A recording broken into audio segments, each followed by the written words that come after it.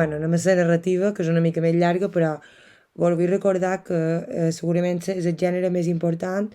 Per una banda, és el gènere que més surt a l'activitat en format test i que té molt de per dins el modernisme, perquè igual que el nou sentir-me serà la poesia, la narrativa és un dels que té més pes. La novel·la, el que heu d'introduir en la narrativa modernista és introduir sobretot el que és el panorama de la novel·la i després podreu seguir parlant dels autors perquè segurament anirà associat a un autor. És a dir, per explicar-me millor, no vos demanaran la narrativa modernista tota sola, probablement. No se planteja així. Però sí que vos ho poden plantejar en pla la narrativa modernista Víctor Català, la narrativa modernista Prudència Bertrana. Per tant, de qualque manera, és important que feu aquesta introducció. Fixeu-vos, mos diu que la novel·la modernista no crea formes noves, així com ho pot fer la poesia, sinó que reutilitza les maneres d'escriure i les transforma. Per tant, de qualque manera agafa idees de naturalisme i de costumisme, però els hi dona un nou tractament. Amb què? Amb els temes. Vale?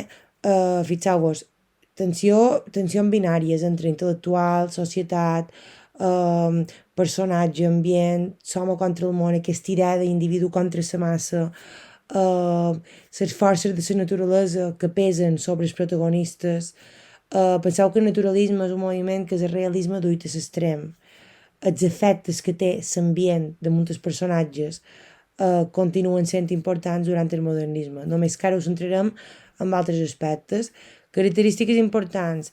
Jo aquí, encara que vos he deixat escrit, això també és dels apunts, llengua i estil narratiu, importància de reflectir la llengua parlada, soralitat, transmetre el que fan els personatges a través del seu llenguatge, d'aquest català que ara es parla. La visió del món rural, no venim ara d'un indret idíl·lic, no venim d'aquella imatge bucòlica que se podria donar a aquest locus amoenus, sinó que ara el món rural és pesat, és pessimista, és cru, representa les forces d'assistint, les baixes passions, de qualque manera té a veure amb els personatges.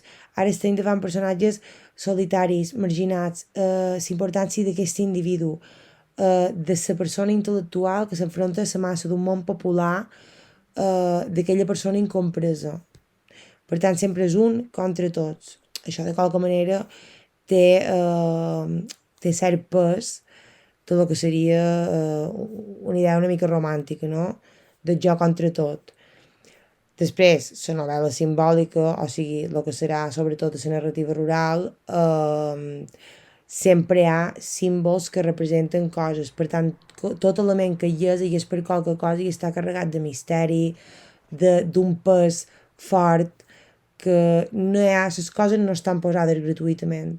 Si hi ha una muntanya, per exemple, com passa solitud, la pujada significa qualque cosa, és aquest esforç sobre la vida. Els símbols els han comentat, ho varen comentar en la poesia, i en el cas de la novel·la, dins la novel·la rural, hi haurà un parell de símbols molt importants.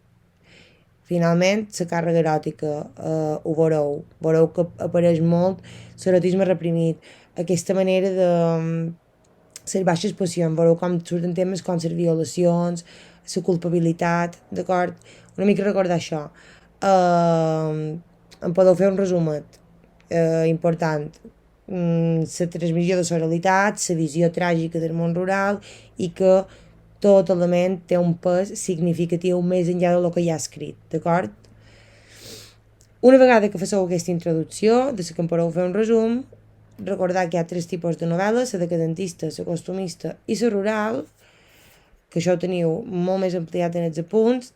Recordar que la costumista simplement són quadres de costums però amb els tractaments propis de la novel·la modernista, és a dir, anem a contar què passa, anem a fer retrats socials, però en els temes que ens interessen, en aquest cas és el tema del burgès o de la persona enfrontada a tota una societat diferent, i a la rural, que també és una novel·la de molt càrrega simbòlica, destacaran obres com Solitud. De totes maneres, el tipus de novel·la ho podeu fer molt resumit, ho teniu ampliat també en els apunts. Autors. Autors no poden entrar dos. Per una banda, es poden demanar Prudència Bertrana, que sí que és vera que se demana Manco, i Víctor Català, que és una de les autores estrella. Víctor Català, ja sabeu que és na Caterina Albertí, ara els anirem a... na Caterina Albert, els anirem a veure tranquil·lament. D'acord. Prudència Bertrana. També és fill de propietaris, fixeu-vos que moltes vegades venen de famílies que són terratinents, i ell té la vocació, és pintor, de fet ell se defineix com un pintor que escriu, i després d'estar a Girona passa a Barcelona, on compagina la pintura amb el periodisme. També molts artistes del modernisme eren polifacètics i feien diverses coses, no? Una cosa que després se perd amb el noucentisme, de qualque manera. Per això és un moviment simbiòtic, un moviment que ho engloba tot, que és tan totalitari, aquesta totalitat de l'art, aquest art total, que destaca ell sobretot és important en narrativa i teatre, i recordar sobretot Josafat com a obra clau de la literatura modernista. L'hem explicat a classe, el tornem a explicar aquí breument, i vos record que de Josafat, a més, vos he deixat un vídeo que és la pel·lícula, que la podeu veure, també la teniu a la web enllaçada, i que teniu el resum ben fet també en els apunts. Fixeu-vos, Bertrana majoritàriament la seva obra narrativa ambienta la seva obra a la narrativa rural, a la ruralia. És una ruralia, diu, idealitzada de la infantesa, que per ell és contrapunt de la ciutat alienadora. És a dir, de qualque manera, la ruralia per ell representa el retorn a la innocència. Per ell la ciutat el corromp. Ara veureu per què ho representa molt bé això a Josafat. Però anem a Víctor Català. Víctor Català també és filla d'una família burgesa, família rica, però sempre va haver d'assumir el paper de cap de família. De qualque manera això va fer que la seva formació hagués de ser totalment autodidacta. Ell administrava, ella se feia càrrec, i a més escrivia com en el pseudònim masculí de Víctor Català. Ella era Caterina. El que passa és que gràcies al pes que va tenir tot això durant la seva vida, se veu reflectir molt en les seves novel·les i en els seus contes. De fet, tenen drames rurals com a condició de lo que ella va representar. Víctor Català el va amagar precisament per amagar la condició de dona, i quan va guanyar els Jocs Florals i se va descobrir que escrivia La infanticida, se va formar un escàndol precisament per la temàtica.